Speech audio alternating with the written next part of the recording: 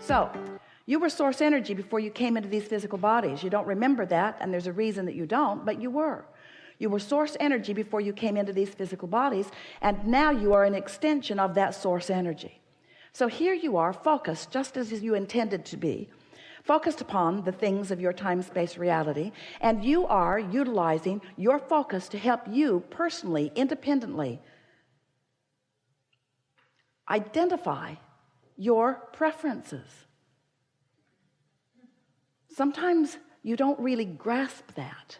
You don't really understand how perfect it is and how important it is that you deliberately choose.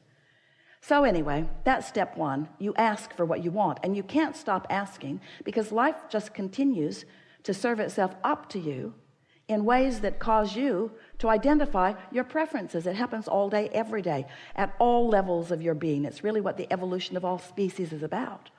So when you know what you don't want, you know what you do want. If someone's rude, you want them to be nicer. If you're rude, you want to be nicer. If you're unhappy, you want to be happier. If something's gone wrong, you want it to go right. In other words, if you don't have enough of something you want more of it. It's a very simple equation, not hard for you to figure it out, and you're doing it all day, every day. But what you may not know is that every time, whether you speak it out loud or not, something happens like that, you are launching these vibrational preferences. And the larger part of you is aware of the preference that you have launched and becomes it, because your inner being is unconditional.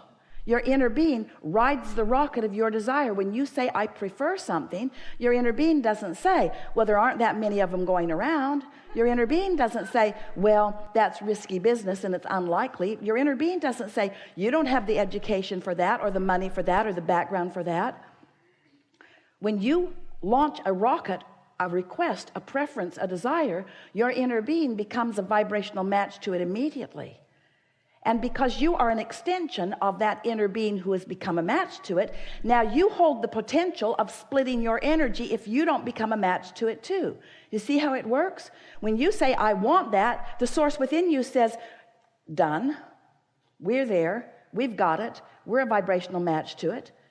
Because everything that manifests is first a vibrational frequency.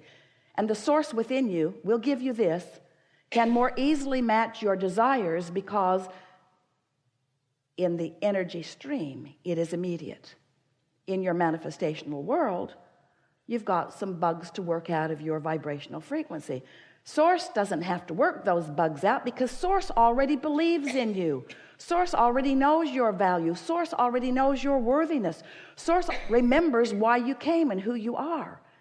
So when you launch a rocket about something that you would like more of, Source is right there in that frequency. And in fact, the only reason that any of you ever feel any slight or strong negative emotion is because Source finds the frequency, the fullness of the desire that you have launched, and when you don't, there's vibrational discord between you and Source. Does that make sense to you?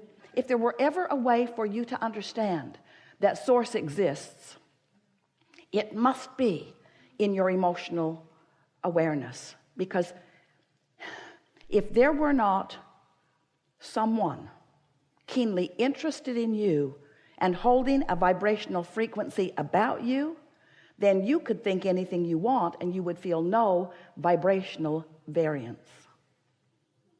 That's something really to think about. When you feel negative emotion, it always means the same thing. You've got a different opinion about this than Source has about this, and that's something else we really want you to hear. Source does have an opinion about this and this and this and this. Now. Source adores you. When you're mad at yourself, you've got a split going on. There's a gap widening. Source adores the people of this planet. When you carve out a section of them and hate them, you've got a rift going on between you and Source. You will never be able to be in alignment with Source when you hold hate in your heart because of some condition that you can't control. As you get to know Source better through your awareness of what it feels like to be in alignment, you can learn in a matter of days how Source feels about everything that is active on your planet today. You can just give it the emotional test. When you think a thought and you feel love, you can know Source is in agreement with this thought. And when you think a thought and you feel fear, you can know Source is not anything close to an agreement on this thought. So once you get clear about what this emotional guidance system is, then you can get on with what you've come to get on about. Then you can be the deliberate creator. You can be or do or have anything that you choose, because you've got this backup. So step one is contrast helps you to define what you want. You do it all day, every day. And step two is source becomes it vibrationally immediately. Wrote a whole book about that called Ask and It Is Given, and that's what it was about. That when you ask, source becomes the vibrational equivalent of it. The energy that creates worlds. Imagine that. The energy that creates worlds, the vibrational equivalent to your desires. Keeping the light on, keeping the vibration steady, so that anytime you get in the vicinity or away from the vicinity, you'll know where you are in relationship to it. Helps you to zero in on who you really are and what you really want, to become the fullness of all that you are. So your work really is a step 3 part of this 3-step process. Now step 4 process, but the step 3 process we talked about for so many years. Ask, source answers, and then you must find a way to become a vibrational match to what you're asking for. In other words, you can't want something and doubt it and get it. You can't want something and be mad that you don't have it and get it. You can't want something and be impatient about it. The flight attendant said, "Thank you for your patience." And Esther said, "You're confused about who." You must be talking about the previous flight, because no patience happening here. You can tell by the way you feel whether you are in alignment or whether you are not. So we are eager to talk with you about anything that matters to you. We're going to help you to find some ways, if you want them, to line up easily with who you are and what you want. In some ways, some of the things that we will suggest today, you will stubbornly protest against a little bit, because it's just going to seem too simple. And some of the things that we're going to say to you and promises that we're going to make to you, you may even doubt a little bit, because they're just words that sort of kind of make sense, and maybe you feel resonance with them, but you haven't had the manifestational evidence in your life yet about it.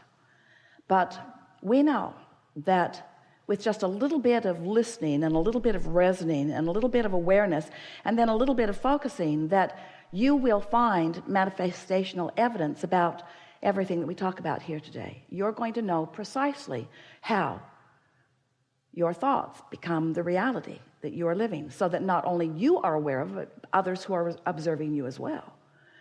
So as we've been talking to you about launching these rockets of desires, we also wrote a book about where they go. We called it The Vortex. It's this vibrational reality. It's this vibrational reality that you cannot yet see or hear or smell or taste or touch. You can feel it emotionally. Well, that's just annoying to people.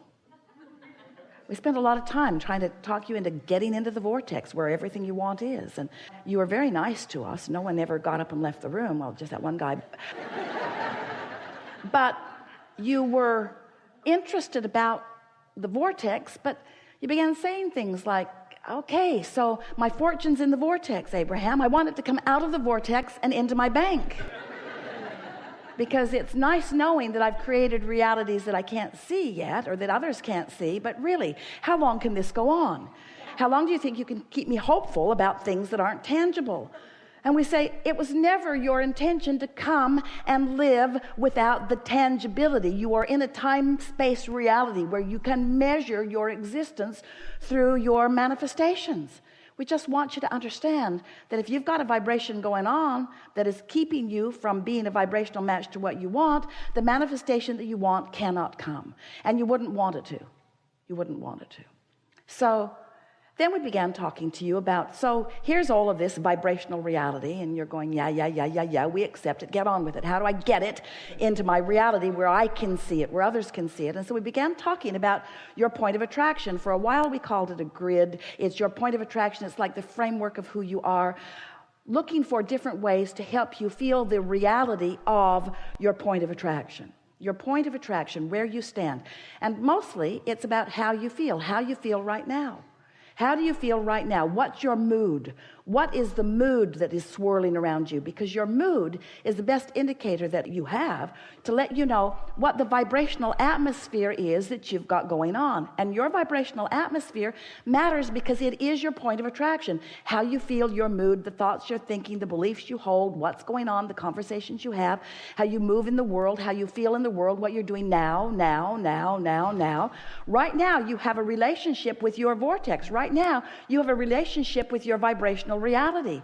And the question that we want you to ask yourself is the relationship that you have with something that's in your vibrational reality, in your vortex, is the relationship you have one of holding it away? And you can tell by the way you feel whether you are holding it away or whether you are allowing it in. You can also tell by whether it's coming in or not.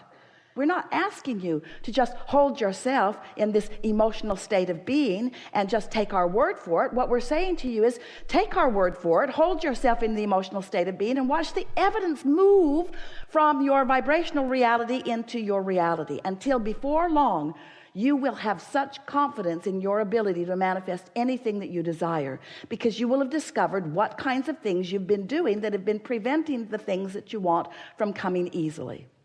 And we can tell you in a very succinct, nutshell kind of a sentence what it mostly is.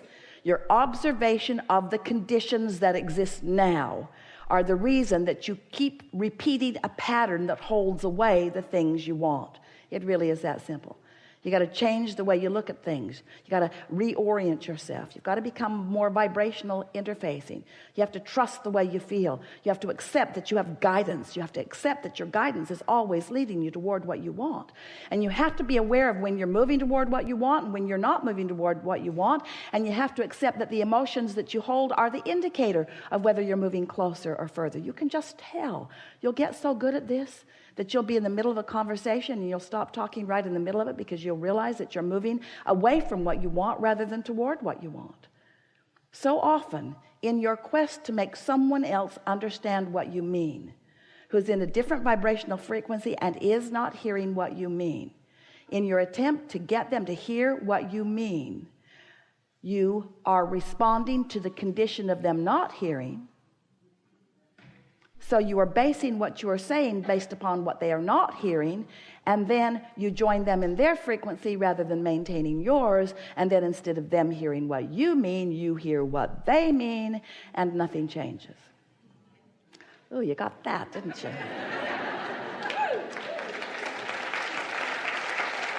So let's just start talking about some stuff that's important to you, and let's make everything that we said just now more tangible for you. We want you to feel your thoughts becoming manifested. We want you to feel the movement of the vibration into awareness, into emotion, and then into see it, hear it, smell it, taste it, touch it, tangible, manifested stuff, just like you intended. You're not here just to accumulate stuff, but you are here as a masterful creator. You're here to mold the energy. And how your life is playing out is evidence of how you're doing. We have enjoyed this interaction immensely.